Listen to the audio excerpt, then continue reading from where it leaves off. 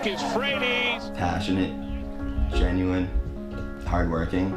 Before ALS and after ALS, those words are what describes Pete. It's not very often you come across somebody who actually changed the world. Frates is swinging the bat today with an awful lot of confidence. Few people can say they changed the world. Pete Frates was one of those people.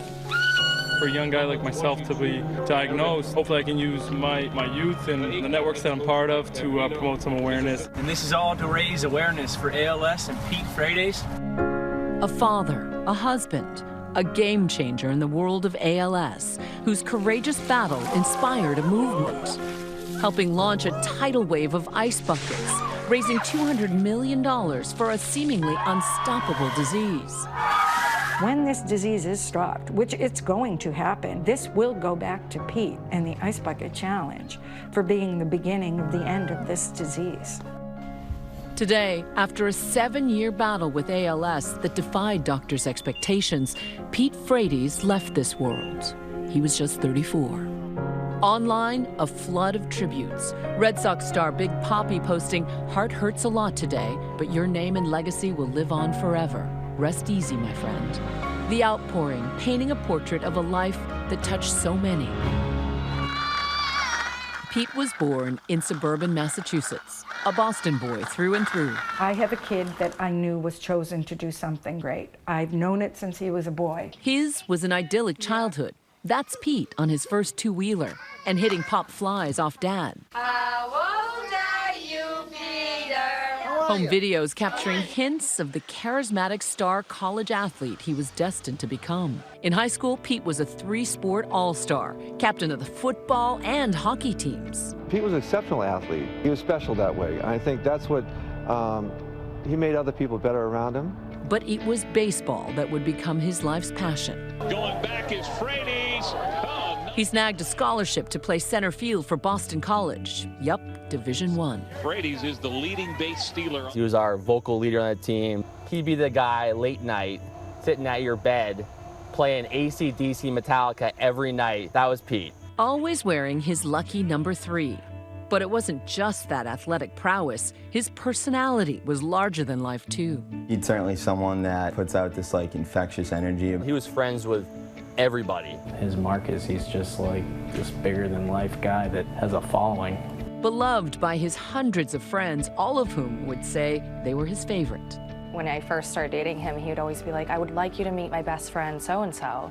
And finally I was like, how many best friends do you have? Because I've met 14 best friends so far.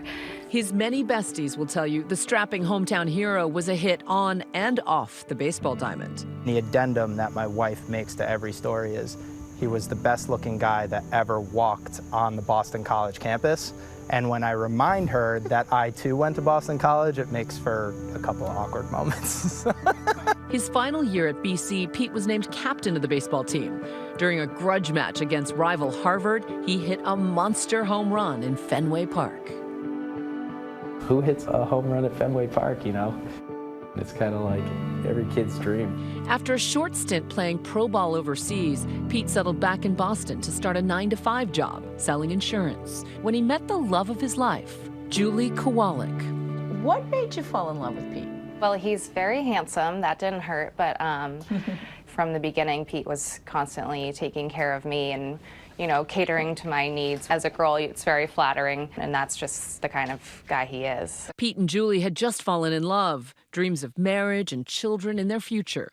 But within months, Pete started feeling odd, having trouble with simple tasks like buttoning his shirt. After a series of tests, doctors asked him to come in and bring his parents. The doctor walked in, and he went like this with his hand. He said, "This is not the common cold. This is not Lyme disease. It's not Parkinson's. It's not MS. I hate to tell you, Pete, Mr. and Mrs. Frates, you have ALS."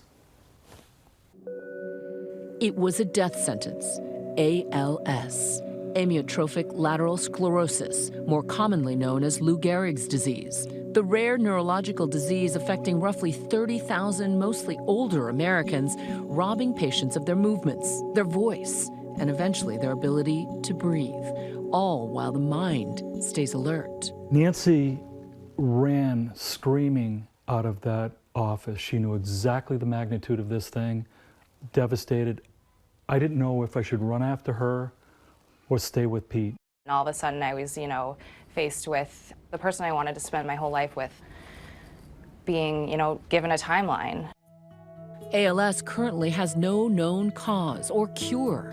Most patients live only 3 to 5 years on average, but almost immediately, rather than wallowing, the brawny baseball star started looking at the diagnosis as a dare. Pete says to the doctor, "How much money do you need to cure this thing?" She puts her hand on his knee and says, "Pete." I just said $1 billion. I don't have any knowledge that $1 billion's enough, but I think $1 billion will make a big impact. $1 billion challenge to cure his disease, an astronomical figure for sure, but that didn't deter Pete Frates. So he said to her, he was like, I will get you $1 billion and we'll reach Bill Gates.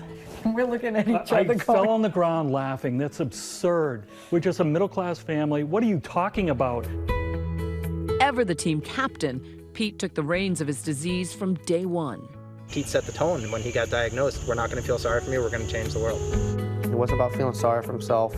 It was, what can I do to help other people? What can I do to help and make sure other families aren't going to go through what my family is going through? Pete became a man on a mission, his loved ones quickly rallying behind him, but he knew it would be a brutal path. Pete said to you, you're young, you have your whole life in front of you. I'll understand if you leave. Yeah, and it was a very short conversation because I'm pretty sure I told him to basically shut up. Rather than tear them apart, 4 months after the diagnosis, Pete and Julie promised to spend the rest of their lives together. Knowing that you were going to get married, knowing that you were about to say for richer, for poorer, in sickness and in health, what went through your mind? Before we got married, I was so nervous about the actual ceremony and saying those words. I thought, I'm going to get so emotional. Mr. and Mrs. Peter Frates. All of a sudden was like empowered. I was like, yeah, we are doing this in sickness and health, and I'm not crying about it because this is the choice I've made. Pete, by this time, in a wheelchair, ever the fighter, standing up to walk his wife down the aisle. And it's still kind of like surreal to think about because he was pretty much always in a wheelchair at that point. What does that moment say about Pete? That he literally can make himself walk if he wants to.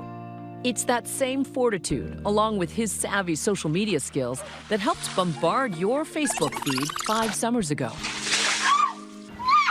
He was watching all the videos of his silly friends doing the funniest things, and he was laughing hysterically. So he challenged his hundreds of best friends, plugging into a network of athletes with massive social media followings. He right away was tagging people. We were tagging people that he knew of influence. I accept the Ice Bucket Challenge.